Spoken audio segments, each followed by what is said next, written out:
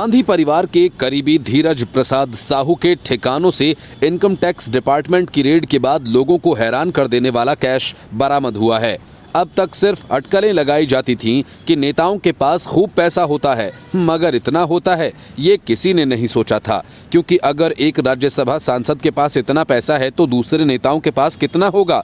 इस सवाल पर कांग्रेस पहले दिन से चौतरफा घेरी है। एक तरफ बीजेपी धुआंधार हमले कर रही है तो दूसरी तरफ इंडी गठबंधन के दल हैं जो धीरे धीरे अब कांग्रेस से दूरी बनाते नजर आ रहे हैं।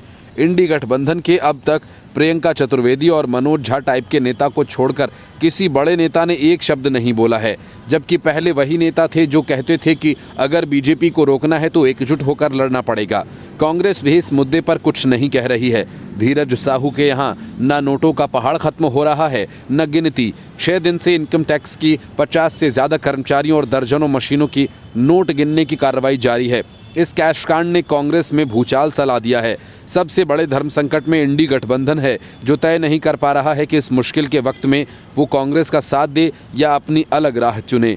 इस कैश कांड पर न अखिलेश यादव ने कोई ट्वीट किया और न ही तेजस्वी यादव ने। इस मामले पर नीतीश कुमार, शरद पवार, ममता बनर्जी ने भी कुछ नहीं बोला है। अरविंद केजरीवाल, उमर अब्दुल्ला, फारूक अब्दुल्ला, महबूबा मुफ्ती, जयंत चौधरी सब चुप्पी साधे हुए हैं।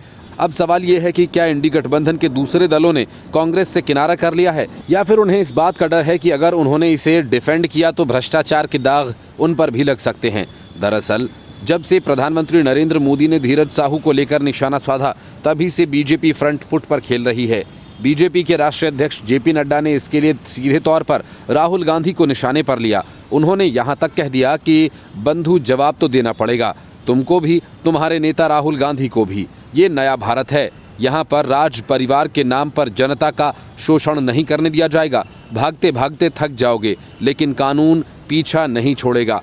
अगर कांग्रेस भ्रष्टाचार की गारंटी है तो मोदी जी भ्रष्टाचार पर कार्रवाई की गारंटी हैं।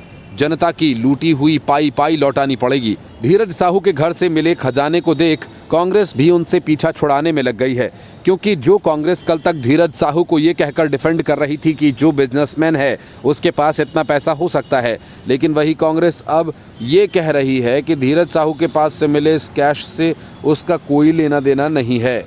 कैश कांड को लेकर कांग्रेस आज भले ही साहू से दूरी बनाए रखे हो, लेकिन कभी वो कांग्रेस के लिए बहुत खास हुआ करते थे।